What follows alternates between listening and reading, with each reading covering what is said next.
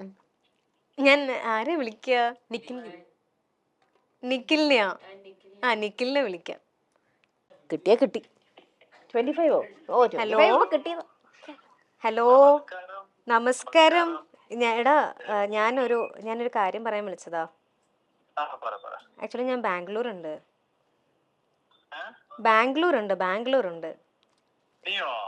ആ. ആണോ? അല്ല, ഞാൻ എന്താന്നറിയോ ഞാൻ വിളിച്ചേ? ആക്ച്വലി ഞാൻ ബാംഗ്ലൂർ വന്നിട്ട് ഞാനൊരു ഷോപ്പിങ്ങിന് വേണ്ടി ഇറങ്ങിയതാ.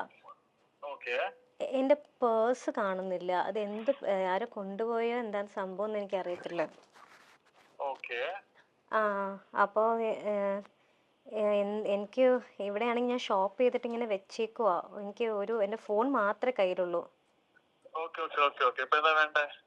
എനിക്ക് കുറച്ച് കാശ് അയച്ചു തരാൻ പറ്റുമോ? എന്റെ കാർഡും ഇല്ല, ഒന്നുമില്ല. എനിക്കൊരു 5,000 വേണമായിരുന്നു.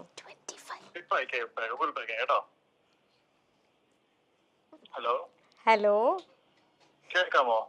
എടാ, പ്രാങ്ക് ആയിരുന്നു. നീ ഞാനൊരു ഇന്റർവ്യൂല് ആക്ച്വലി. എന്നാലും നിന്റെ മനസ്സ് ഞാൻ സമ്മതിച്ചിട്ടോ. എന്റെ കയ്യിൽ ഫോൺ ഉണ്ടെന്ന് ഞാൻ പറഞ്ഞു. അപ്പൊ നീ ഗൂഗിൾ പേ ഓപ്ഷൻ പോലും നീ ചോദിച്ചില്ലല്ലോ. നീ അയച്ചു തരാന്ന് പറഞ്ഞല്ലോ എന്തായാലും. സീരിയസ്ലി.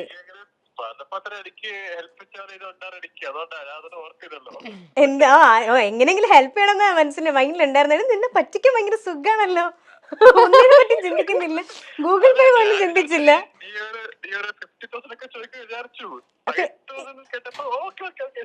ഓ, 50,000 ആണെങ്കിൽ ഇട്ടായിരുന്നില്ലായിരുന്നു അല്ലേ? ആ, ഓഹോ, ആ ഒരു ഉറപ്പ് അവനുള്ളത് കൊണ്ടാണ്. അതെ, കൂടെ രമ്യ ചേച്ചിയാണ് ഇന്റർവ്യൂർ. ഒരു മിനിറ്റ്, ഞാൻ കൊടുക്കാം. നീ ബിസി ആണോ? ഷൂട്ടിലാണോ? ഓക്കെ, അപ്പൊ 2 minutes. ഹായ് നിഖിൽ.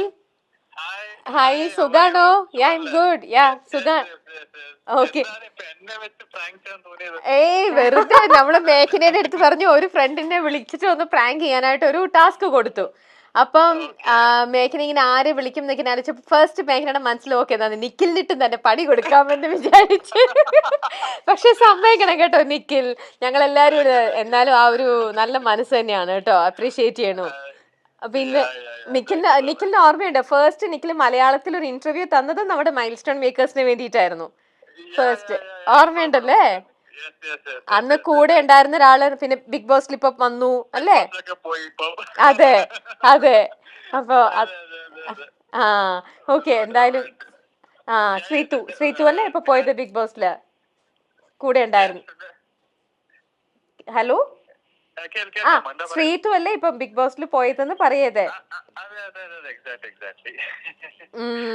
ഓക്കെ. ഇവിടെ എല്ലാരും പറയും എനിക്ക് നമ്മൾ നേരിട്ട് പരിചയമില്ല, പക്ഷെ ഇവിടെ എല്ലാരും നമ്മുടെ ടെക്നിക്കൽ സൈഡില് നമ്മുടെ ക്യാമറ, നമ്മുടെ പ്രൊഡ്യൂസർ, ഇവരെല്ലാരും എപ്പോഴും പറയും നിഖിൽ വന്ന ഇന്റർവ്യൂ വളരെ നന്നായിരുന്നു, വളരെ പാവമാണ്, നല്ല ഒരു ചേട്ടൻ, നല്ലൊരു വളരെ നല്ല സംസാരം ഒക്കെ ഇവരെല്ലാരും പറയും. എപ്പോഴും ഇവര് പറയും നല്ല ഒരാളായിരുന്നു എന്ന്.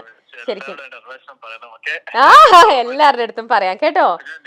നിങ്ങളുടെ YouTube channel like very famous. Milestone makers കേൾക്കുമ്പോൾ എല്ലാവരും ഇങ്ങനെ വെയിറ്റിംഗ്, എന്താ നെക്സ്റ്റ് കണ്ടന്റ് എന്താണ്, ആൾക്കാർ ഇങ്ങനെ നോക്കിക്കൊണ്ടിരിക്കും. ആണോ? ഓ, ഓക്കെ. സന്തോഷം, ഒരുപാട് സന്തോഷം. എന്തായാലും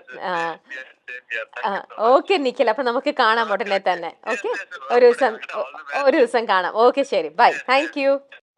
സംപ്രേക്ഷണം ചെയ്തിരുന്ന ചന്ദനമഴ എന്ന ഹിറ്റ് സീരിയലിലൂടെ പ്രേക്ഷകർക്ക് ഏറെ സുപരിചിതയായ താരമാണ് മേഘ്ന വിൻസെന്റ്. സീരിയലിലെ അമൃത എന്ന കഥാപാത്രമായിട്ട് തന്നെയാണ് മേഘ്നയെ ഇന്നും മലയാളികൾ തിരിച്ചറിയുന്നത്. പിന്നീട് അന്യഭാഷയിലേക്ക് ചേക്കേറിയ നടി അവിടെ നിരവധി ഹിറ്റ് സീരിയലുകളിൽ അഭിനയിച്ചു. പിന്നാലെ മലയാളത്തിലേക്ക് തിരിച്ചു വന്നു. എങ്കിലും മേഘ്നയ്ക്ക് കൂടുതലും താല്പര്യം അന്യഭാഷകൾ തന്നെയായിരുന്നു.